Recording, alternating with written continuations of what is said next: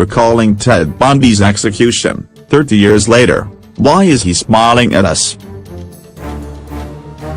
30 years ago today, Florida executed one of America's most horrific villains. Serial killer Ted Bundy died in Florida's electric chair on January. His murders inspired a flood of books and films, but journalists who covered the trial and witnessed his death remember details often omitted from dramatized versions of the case.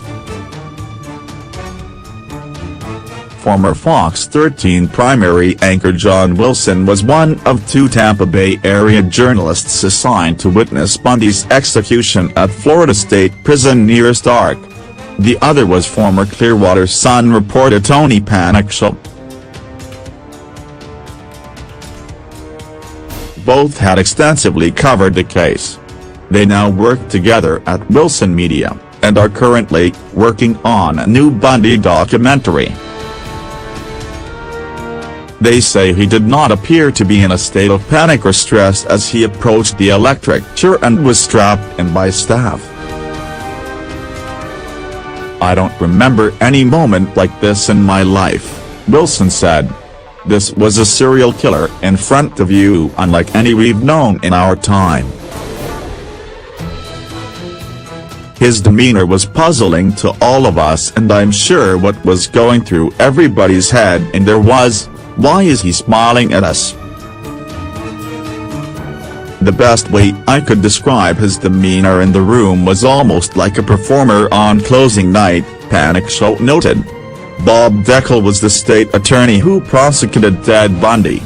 He saw the same demeanor from Bundy at his trial. It was all about him.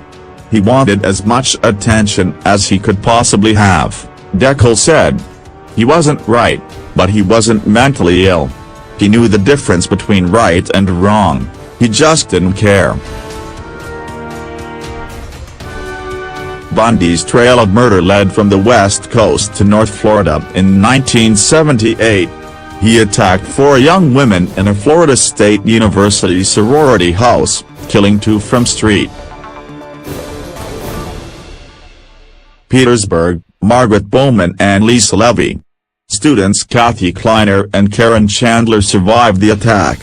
Bundy fled the sorority house and then attacked a 5th victim, Cheryl Thomas, nearby. Days later, Bundy murdered 12-year-old Kimberly Bleach of Lake City. Just days before his scheduled execution, Bundy confessed to murdering many others. Wilson and Panicshaw remember how he dragged out those confessions in an attempt to delay his execution date, suggesting he was more frightened about his impending death than his demeanor in the electric chair implied.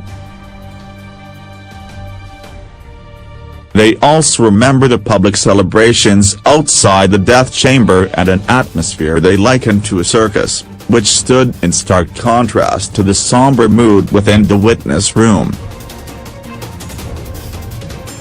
The scene outside, it was like a carnival. People were jumping up and down, people were yelling, people were applauding, especially when his hearse went by. We were all glad to get rid of him but it was a different tone for those of us who were inside, said Wilson. There are others who did this, who have been serial killers and mass killers. Very few like Ted Bundy, but there are others who have killed many people, Wilson continued. I think we need to know more about our society and who we are and what makes us what we have become. We don't know nearly enough about that.